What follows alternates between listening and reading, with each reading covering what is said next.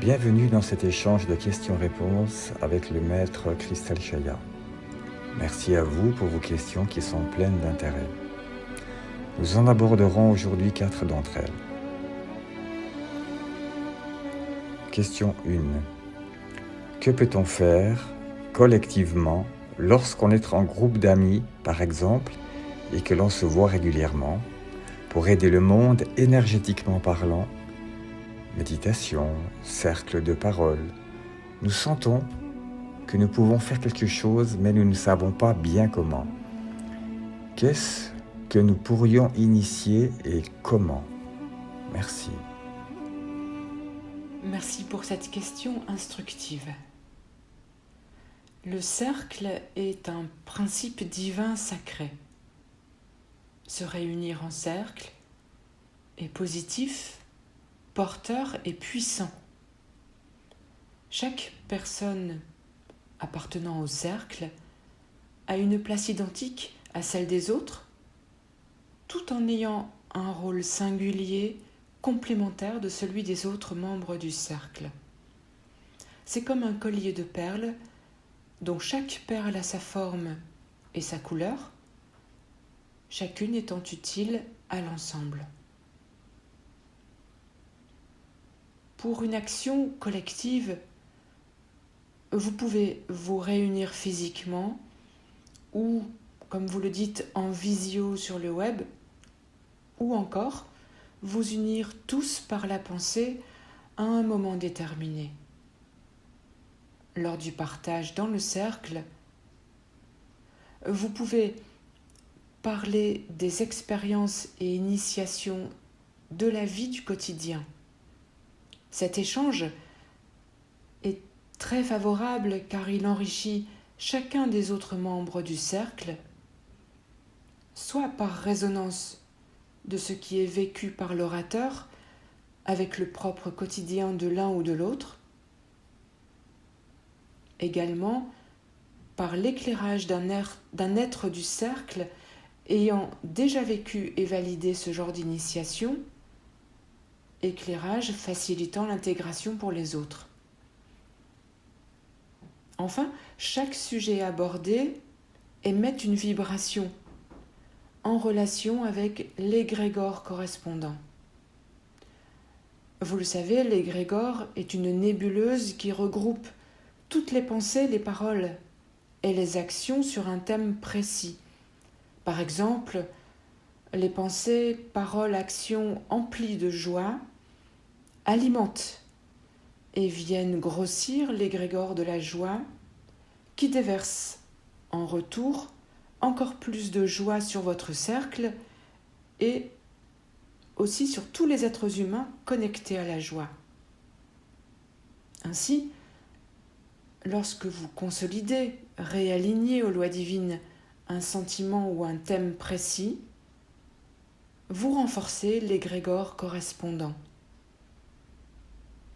Et de cette façon, vous impactez tous les êtres humains reliés à cet égrégore, car la puissance et la force de cet égrégore se déversent et fortifient ces êtres humains qui vont, eux aussi, à leur tour, renforcer leur joie intérieure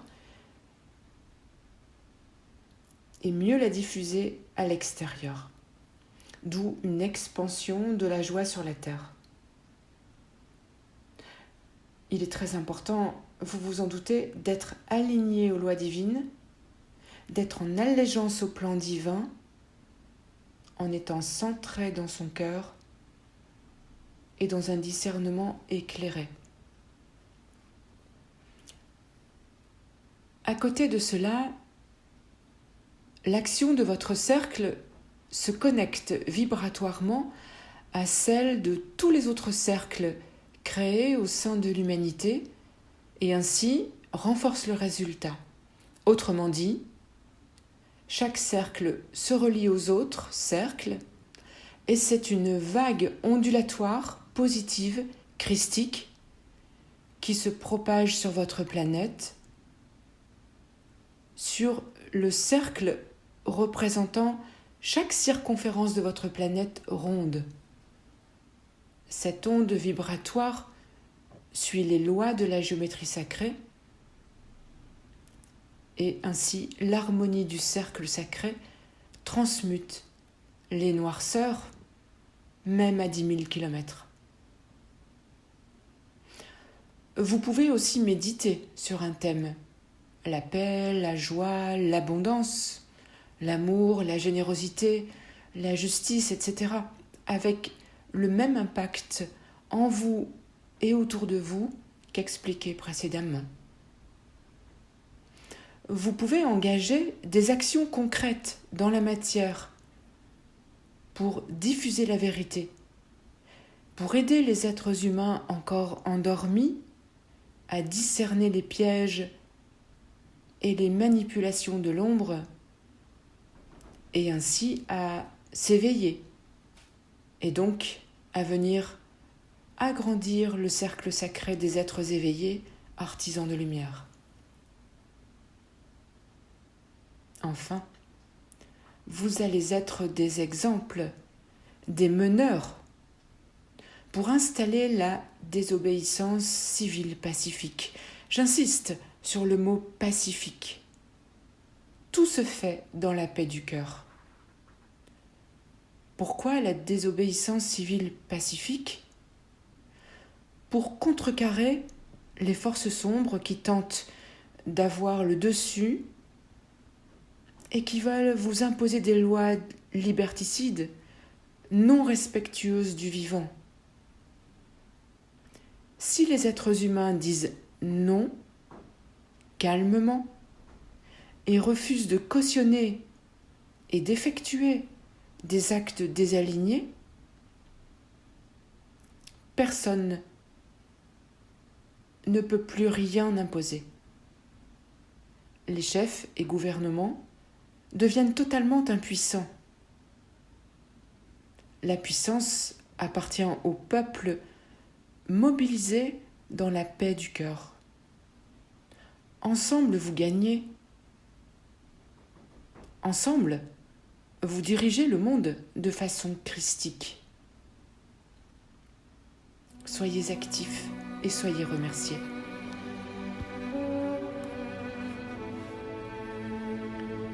Question 2.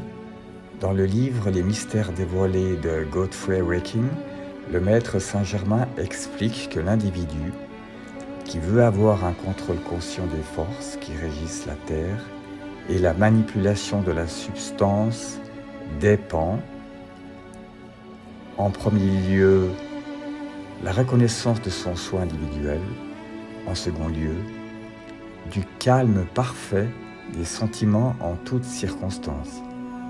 Et en troisième lieu, il faut être au-dessus de toute tentation d'abuser de son pouvoir. Sera-t-il possible d'en savoir un peu plus ? Merci à mon cher ami le maître Saint-Germain de la Fraternité dorée pour cette transmission et merci à son canal terrestre. Ce sujet du contrôle conscient des forces qui régissent la Terre et la manipulation de la substance concentre l'attention des êtres en chemin vers l'ascension depuis des éons de temps.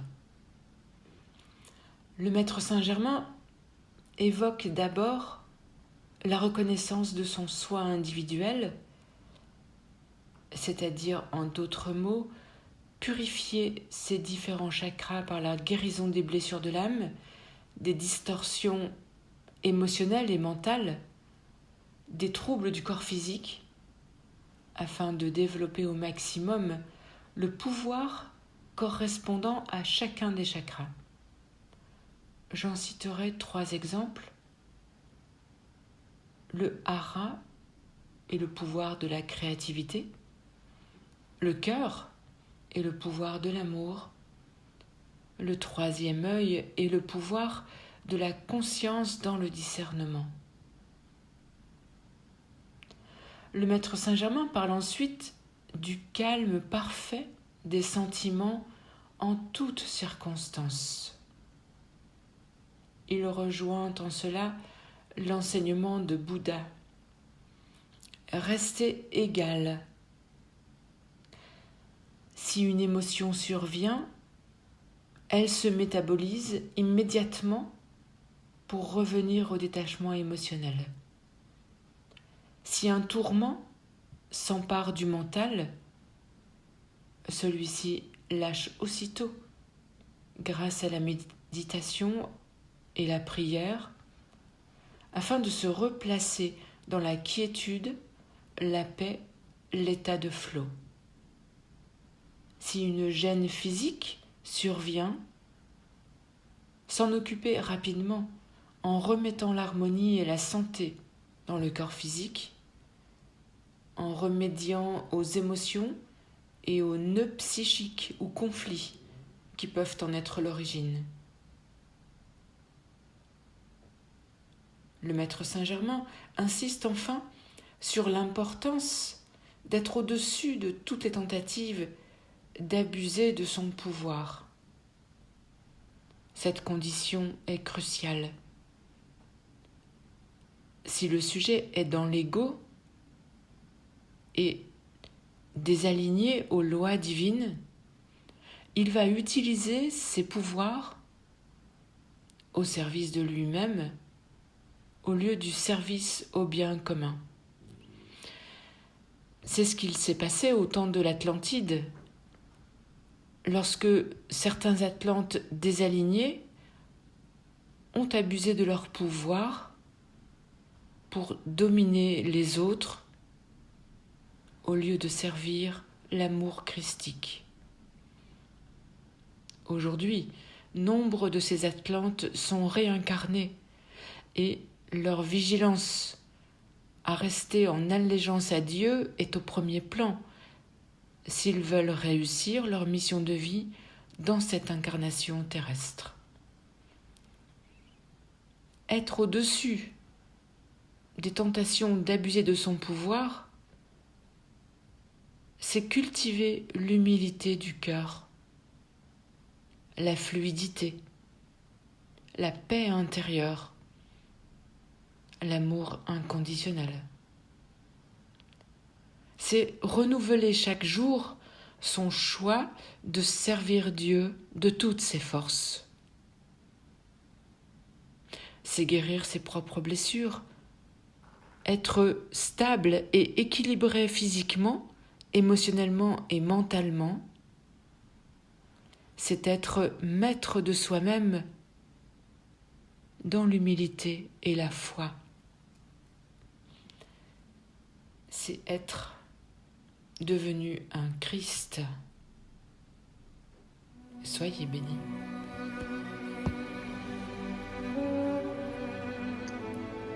Et question 3. Quel est le sens spirituel d'une incarnation terrestre en tant qu'un homosexuel? Pourquoi ce type d'incarnation qui semble contrevenir à la complémentarité naturelle du masculin et du féminin?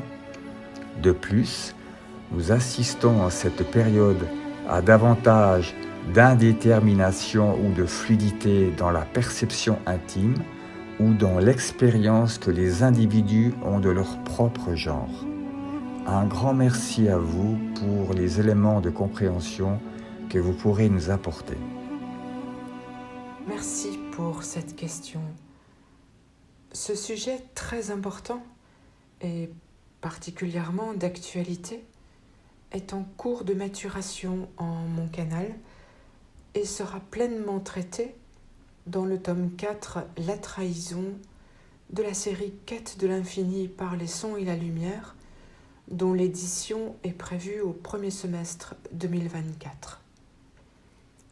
Que les auditeurs pardonnent cette attente et y voient une occasion de cultiver la patience qui est un attribut divin. Paix à tous les êtres humains. Question 4. Comment ne pas se tromper en amour? Cher âme, la réponse tient en réalité en quelques mots. Écoutez son cœur. Lorsqu'il y a souffrance dans une relation d'amour entre deux êtres, il y a plusieurs questions à se poser. La première, ai-je soigné mes blessures d'âme?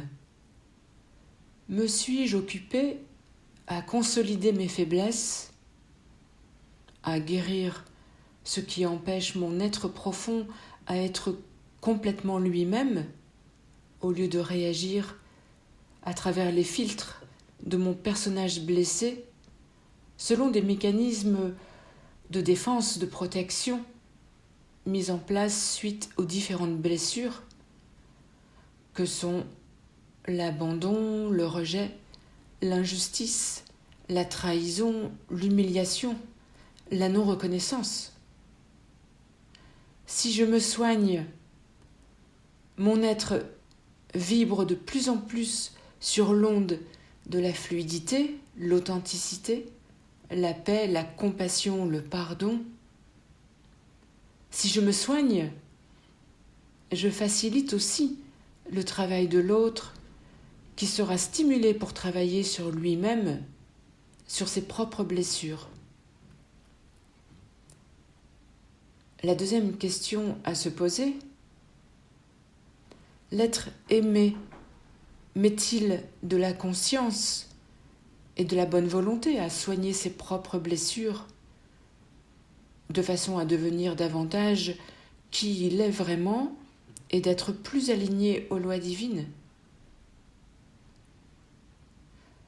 Lorsque la vibration de l'âme s'élève, le mental lâche.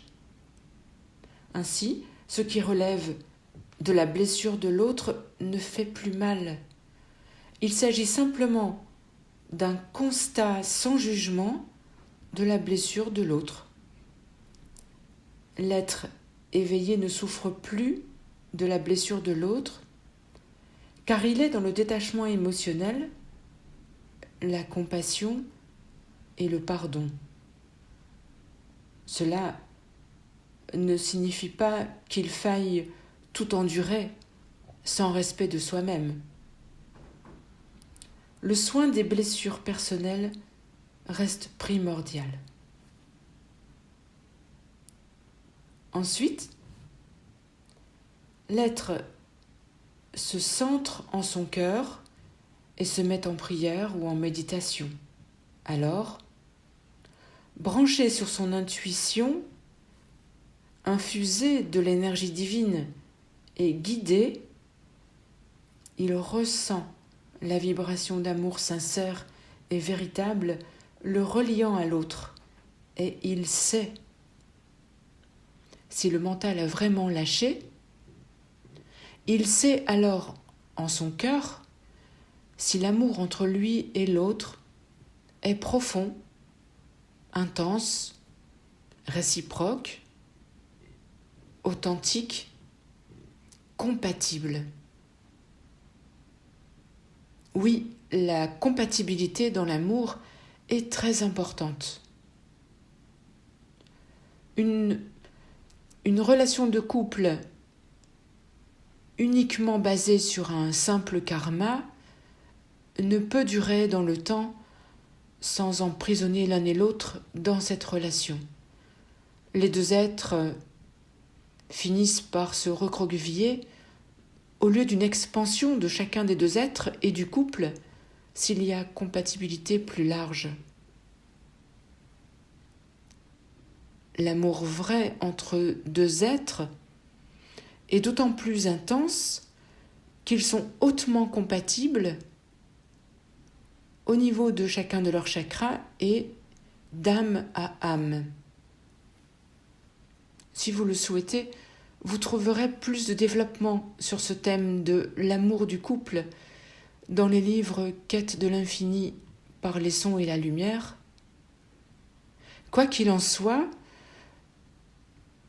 simplement vous placer en votre cœur en appelant l'aide divine vous permettra de voir clair, de discerner clairement les sentiments qui sont la pierre de fondation du couple et qui interagissent dans la relation. Soyez remerciés pour cette question et soyez bénis. Merci au maître Christophe Chaya. Nous nous retrouverons avec joie le mois prochain. Merci à vous tous.